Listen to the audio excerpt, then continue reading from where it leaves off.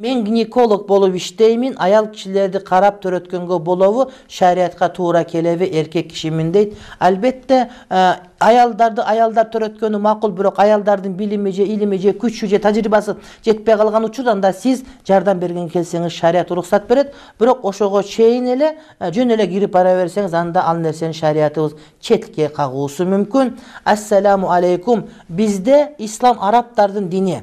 Биздин ата-бабалардан калган теңирчиликти жандандырабыз деп биздин аттуу баштуу адамдарыбыз бале баштап жатышат. Башка секталар аз келгенсип алар кандай элибизди дагы бөлөрүн билишпейби дейт. Ошого менин дагы башым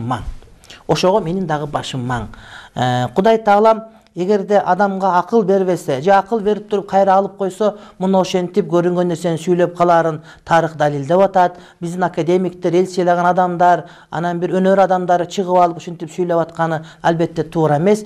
Кудай таалам ынсаптуулук берсин, Кудайым шерменде кылбасын, Кудайым адаштырбасын деп дуа кылаар эле. Мына кечөө дагы мага бирөө сурап атат, муногу жайчылар жөнүндө кандай дейсиз деп. Мен айттым, Кудайдан башка эч ким мындай бир жамгырды жаадырып же жамгыр токтотуп кое албайт десем, жок, бирөө жаадырыптыр, бир күн жаадырыптыр дейт.